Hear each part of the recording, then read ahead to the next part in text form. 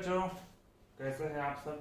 उम्मीद करते हैं अच्छे ही होंगे और आपका स्वागत है फिर से मेरे YouTube चैनल पर। और मैं आज ये तीसरा क्लास है मेरा और मैंने दो क्लासों में देखा शायद 1.1 जो अभाज्य गुणनखंड में से एचसीएफ और एलसीएम निकालना था, वो मैंने पिछले दो क्लास में पढ़ा और कुछ क्वेश्चन अभी भी बाकी रह गए शायद 1.1 के। कोशिश करते हैं आज खत्म हो जाए, नहीं तो नेक्स्ट पार्ट में पक्का खत्म हो जाएगा। तो शायद 1.1 का हम लोग अब तीसरा नंबर क्वेश्चन से पढ़ते हैं। और तीसरा नंबर क्वेश्चन में क्या है, जिससे पहले क्वेश्चन देख लेते हैं हम लोग 12, 15 और 21। इसका एचसीएफ और एलसीएम निकालना है। इससे पहले हम लोगों ने देखा एचसीएफ और एलसीएम निकालने के लिए केवल 2 अंकों का अभी तक। अब हमारे पास दिया हुआ 3 अंकों का, तो 3 अंकों का भाग होने से एचसीएफ और एलसीएम कैसे निकालेंगे, चलिए उसको देखते हैं। सबका प्रक्रिया वही है, प्रोसेस वही है, बनाने का नियम कानून सब वही है। वहां पर 2 अंक था, यहाँ पर 3 अंक है, तो हम लोग 3 अंकों का देखते हैं। क्या करेंगे, सबसे पहले 12 है तो 12 को तोड़ेंगे अभाज्य गुणनखंड से। तो बताए हैं कि सबसे पहले जो सबसे छोटी अभाज्य संख्या है उससे पहले भाग देते हैं। सबसे छोटी अभाज्य संख्या कौन सी है, 2। इसे भाग देंगे तो 6 बार में 2 छक 12, फिर 2 से भाग देंगे 2 तिया 6। अब तो कटेगा नहीं, कटेगा तो 3 से ही कटेगा, 3 एकम 3। तो 12 को हम लोग लिख सकते हैं 2 गुना 2 गुना 3 गुना 1, ठीक है। 15 को ब्रेक करेंगे, 15 को ब्रेक करने के बाद इसको किससे तोड़ेंगे, 2 से इसमें भाग जाएगा नहीं तो भाग जाएगा इसमें 3 से। तो 3 से जब भाग देंगे तो 3 5 15, अब तो जाएगा नहीं, जाएगा तो 5 से ही, 5 एकम 5। तो 15 को लिख सकते हैं 3 गुना 5 गुना 1, ठीक है। इतना लिखने के बाद अब तोड़ते हैं 21 को। 3 से भाग देंगे, 3 से 7 बार में, 7 से भाग देंगे 7 से 1 बार में। तो 21 को लिख सकते हैं 3 गुना 7 गुना 1, ठीक है। क्या बताया था, एचसीएफ निकालने के लिए मैंने क्या बताया था, कि सबसे पहले जितना भी संख्या को तोड़े हैं अभाज्य गुणनखंड विधि से, सब में जो संख्या कॉमन हो उसको वहां लिखते जाना है गुणा में। चलिए ढूंढते हैं कॉमन। यहां पर 2 शुरू करते हैं, यहां 2 है, यहां पर 2 नहीं है, यहां पर भी 2 नहीं है, तो बात तो ऐसे ही खत्म हो गया। 2 तो होगा नहीं, यहाँ 2 तो होगा नहीं। अब आते हैं 3 में, 3 यहां पर भी है, 3 यहां पर भी है, 3 यहां पर भी है, मतलब 3 जो है वो तीनों में कॉमन है, ठीक है। तो ये मैं 3 लिख देंगे यहां पर, फिर गुना और ढूंढते हैं। अब बचा यहाँ पर 1, तो 1 तो सभी में कॉमन है, 1 1 1 सभी में कॉमन है, ऐसे लिख दिया 3 गुना 1, ठीक है। उसके बाद क्या देखेंगे और ढूंढेंगे। अब ई तो पूरे खत्म हो गया। यहाँ पर 5 है, 5 यहाँ पर भी नहीं है, यहाँ पर भी है, यहाँ पर 7 है, 7 यहाँ पर भी नहीं है, यहाँ पर भी नहीं है, तो होगा नहीं। अब तो कुछ कॉमन जाएगा नहीं तीनों में, तो मात्र हो गया ये 3 एकम 3। ये मेरा आंसर हो गया, मतलब तीनों के बीच एचसीएफ हो गया 3। एचसीएफ निकालने के जितना भी संख्या दिया गया है सबको अभाज्य गुणनखंड में इसी तरह से तोड़ने के बाद सभी संख्याओं में जो संख्या कॉमन होगा वही हमारा एचसीएफ होगा, ठीक है। अब आते हैं एलसीएम। एलसीएम में क्या बताया है कि जो संख्या कॉमन निकल गया उसको सबसे पहले लिख दिए। 3 तो कॉमन निकल गया है, 3 गुना 1, इसको सबसे पहले लिख देंगे। उसके बाद क्या बताया था कि जो संख्या सब में बच गया सबको गुना में लिखते जाना है। देखिए आप ये लिखने के बाद इसमें क्या क्या बचा, 2 गुना 2 बचा, यहाँ लिख दीजिए 2 गुना 2। इसमें क्या बचा, केवल 5 बचा, यहाँ लिख देंगे 5। इसमें क्या बचा 7, इसमें लिख देंगे 7, हो गया। अब इसको गुना कर लेते हैं, गुना करते हैं 3 दूनी 6 दूनी 12, 12 5 60, तो गुना करेंगे 420, हो गया मेरा आंसर। का एलसीएम और एचसीएफ है, ठीक है। इसको नोट कर लीजिए, नोट कर लीजिए, कॉमा और 29 निकालना है एलसीएम में एचसीएफ, ठीक है। प्रोसेस से को तोड़ेंगे अभाज्य गुणनखंड से, 17 को तोड़ेंगे, 17 खुद गुणनखंड है, 17 खुद अभाज्य संख्या है, एक बार में भाग जाएगा, तो 17 को लिख सकते हैं 17 गुना 1। उसी तरह से जो 23 दिया हुआ है, 23 खुद अभाज्य संख्या है, तो एक बार ही भाग जाएगा, तो 23 को भी लिख सकते हैं 23 गुना 1। उसी तरह से 29 भी खुद अभाज्य संख्या है, तो एक बार में भाग जाएगा, तो हो जाएगा 29 को लिख सकते हैं 29 गुना 1। अब इसका निकालना है एचसीएफ। एचसीएफ क्या पता है, जो तीनों में कॉमन हो। तो पता है कि ये तीनों अभाज्य संख्या है तो तीनों में वन ही कॉमन आएगा, वन का कुछ कॉमन होगा नहीं। देखिए यहाँ पर वन वन वन तो लिख दिया वन, मतलब तीनों में जो है केवल वन कॉमन है, इसलिए एचसीएफ हो जाएगा मेरा वन। एलसीएम, एलसीएम क्या होता है, जो कॉमन निकलेगा उसको पहले लिख देना है, गुना जो संख्या बचा हुआ सबको गुना में लिख दीजिए, 17 गुना 23 गुना 29। तो गुना करते हैं, 17 9 34 15 49 493 हो गया। गुना 23 से गुना करेंगे तो 23 के 9 से 6, 23 9 9 27 18 और 2 20, 207 और 207 तो 6, 213 के 3 हाथ में हासिल 21 और 23 चुका 92 और 21, 8 इधर और 13 उधर, 113।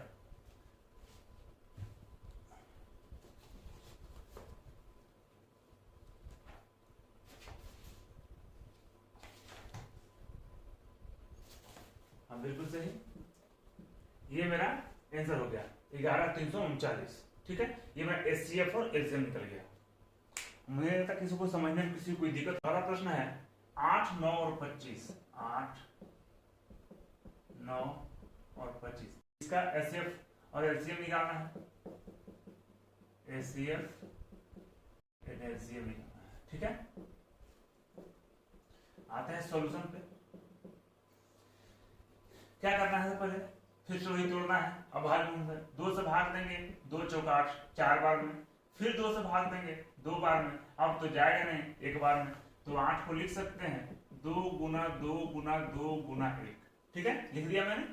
उसी तरह से 9 को तोड़ेंगे, 9 को तोड़ेंगे 3 से भाग देंगे, क्योंकि 2 से भाग जाएगा नहीं, 3 तिहाई 9 और फिर 3 से भाग देंगे तो 3 बचा 3। ठीक है, तो 9 को लिख सकते हैं 3 गुना 3 गुना 1, ये मैंने लिख लिया।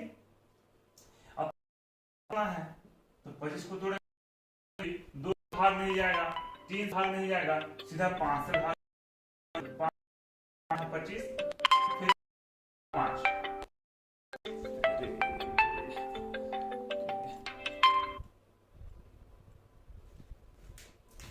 ये 5।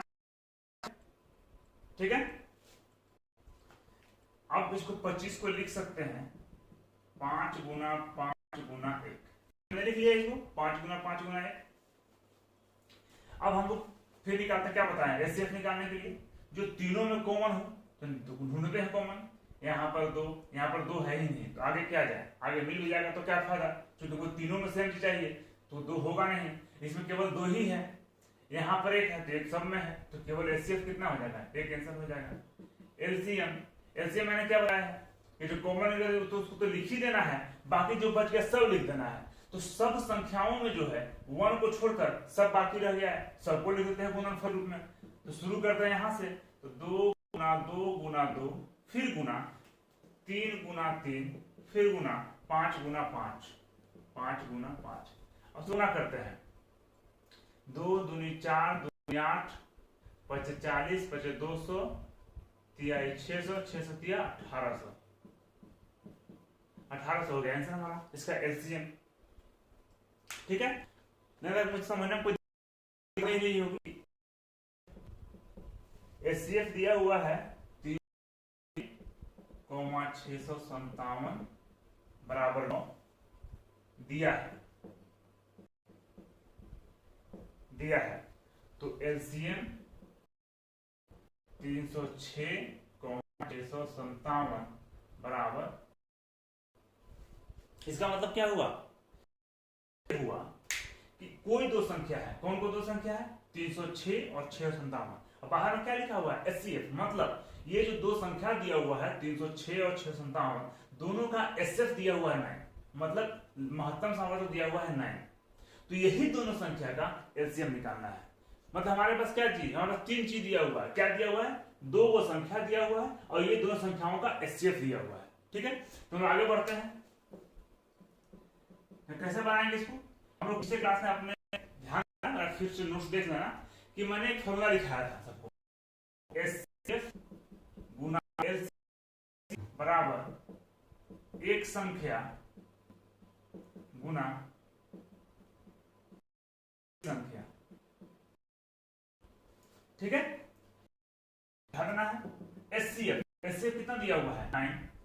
एलसीएम ऐसे तो मुझे निकालना ही है, तो एलसीएम को सेम टू सेम जगह पर छोड़ देंगे। एक संख्या गुना दूसरी संख्या। एक संख्या कितना दिया हुआ है 306, दूसरा कितना दिया हुआ है 657। लिख दिया मैंने। एलसीएम का मान निकालना है, तो 306 गुना 657। नियम सबको पता ही होगा कि जिसका वैल्यू निकालना है उसके साथ जो गुना में है वो हमेशा डिवाइड में आता है। ठीक है, ये डिवाइड में बट्टा में 9 लिख दिया। ठीक है, अब इसको मैं भाग देता हूं, 9 से काटूंगा तो 9 तिया 27 और 9 चौका 36, तो 34 इंटू 657। और इसको गुना करने पर आई थिंक यहाँ मुझे याद आ रहा है 22,338, ये इसका आंसर होगा। ठीक है, अब हम लोग आते हैं नेक्स्ट क्वेश्चन 5 नंबर में। इसको आप नोट कर लीजिएगा। क्या किसी प्राकृत संख्या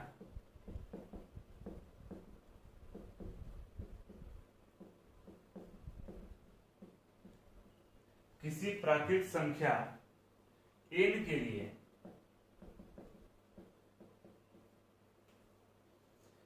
लिए संख्या 6 का पावर n अंक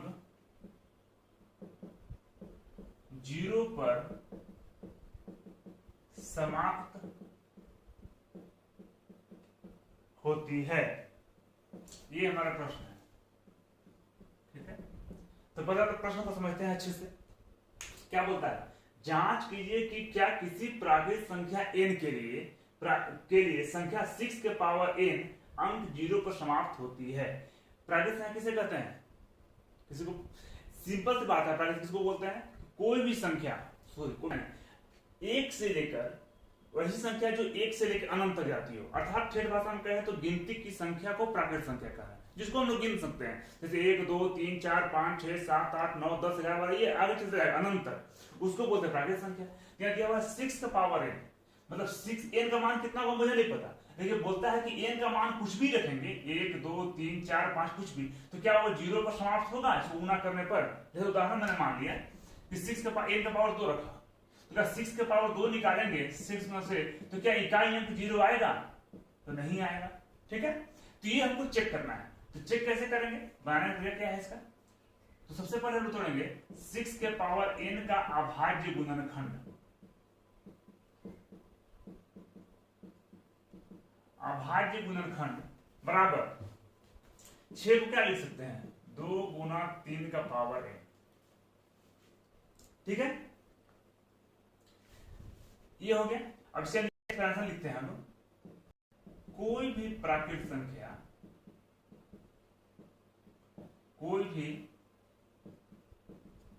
संख्या 0 पर समाप्त होती है यदि उसका अभाज्य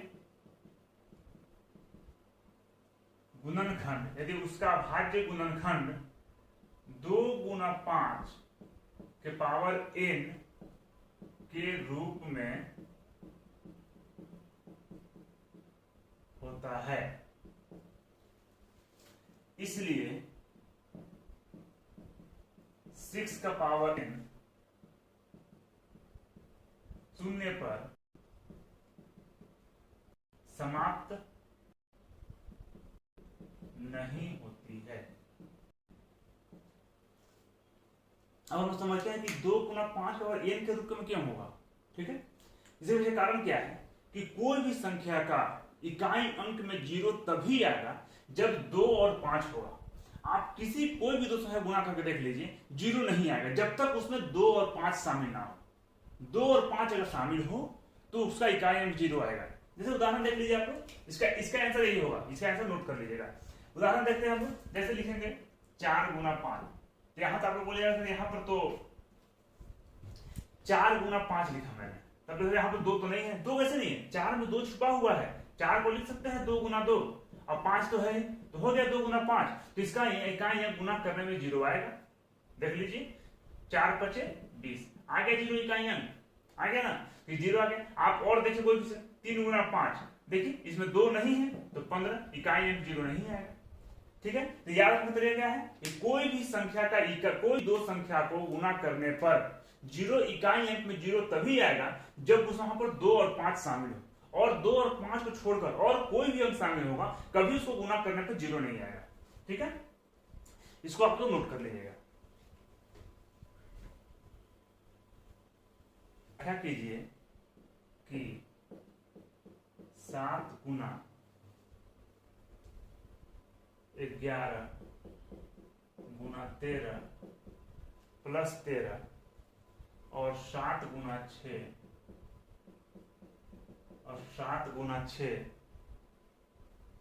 गुना 5 गुना 4 गुना 3 गुना 2 गुना 1 प्लस 5 भाज्य संख्या क्यों है, हम करते हैं। यहां देखिए 2 को संख्या दिया हुआ है, ये अलग और ये अलग, ये दोनों संख्याओं को हमको चेक करना है कि अगर ये संख्या भाज्य संख्या है तो भाज्य संख्या क्यों है, ठीक है। तो मान लेते हैं इस संख्या को ए मान लेते हैं, 2 संख्या ए और बी मान लेते हैं, आसानी होगी। तो ए बराबर 7 गुना लिख दीजिए, माना ए बराबर 7 गुना 11 गुना 13 प्लस 13, ठीक है, ये मैंने दे दिया। अब देखिए ये संख्या पूरा एक साथ है, ये प्लस का संख्या अलग है, दोनों में देखिए कौन सा कॉमन निकलता है, 13 कॉमन निकाल लेंगे तो 7 गुना 11 प्लस 13, सॉरी यहाँ तो कॉमन, यहाँ 1 बच गया, यहाँ 1 बच गया, तो गुना करेंगे तो 11 सत्ते 77 और कितना हो जाएगा 78। तो दिया हुआ संख्या जो है वो भाज्य संख्या है, क्या लिखेंगे आंसर में, दिया हुआ संख्या भाज्य संख्या है क्योंकि इसका एक के अलावा दूसरा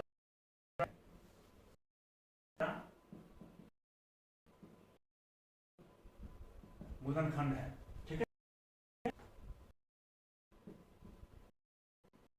इसीलिए ये भाज्य संख्या, सेम चीज नंबर में मान बी बराबर 7 गुना 5 4 गुना 3 गुना गुना 1 प्लस 5, ठीक है। इसमें से भी जो संख्या कॉमन है उस कॉमन निकलेगा, 5 यहां भी है तो 5 को कॉमन है, जो बचा उसको लिख दीजिए, 7 गुना 4 गुना 3 गुना 2 1 प्लस 1, ठीक है। 5 तो गुना कर आ जाएगा 1008 और 5 गुना 1009, ठीक है। इसमें सेम चीज ही लिखना है, सेम चीज है कि दिया संख्या है क्योंकि इसके अलावा दूसरा गुना, मतलब ये भी जो संख्या हुआ है वो भाज्य संख्या, ठीक है। इसको आप तो नोट कर लीजिएगा, पूछता नहीं है फिर जानकारी का पूछने कोई नहीं आता, इसको हटा देता हूं।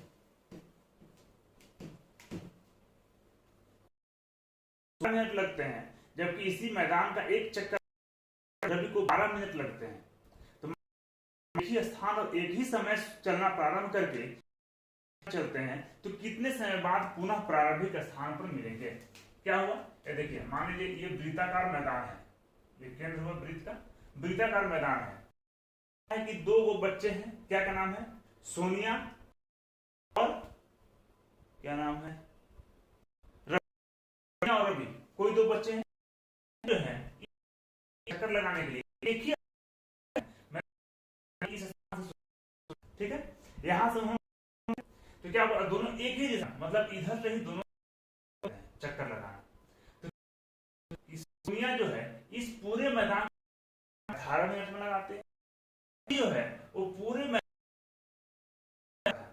तो ये तो चक्कर लगा रहे हैं तो दो जरूर एक बार मिलेंगे स्थान पर, तो वही दोनों एक साथ मिलेंगे,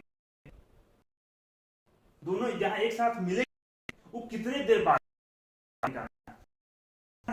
दोनों का जो टाइम दिया हुआ है 18 और 12, दोनों का हम के बाद वही तो निकालते हैं। 18 को तोड़ेंगे आप भाई गुणनखंड से, तो 2 फिर 3, तो 18 क्या लिख सकते हैं 2 गुना 3, ठीक है। 12 तो 2 फिर 2 12, तो 12 को लिख सकते हैं 2 गुना 2 गुना, ये लिख दिए। लघुत्तम निकालना है तो क्या करेंगे, निकालते हैं दोनों में 2 यहाँ भी है तो 2 को पहले लिख दिए, बाकी जो संख्या बच गया यहाँ भी है 3 लिख दिए, इसको लिख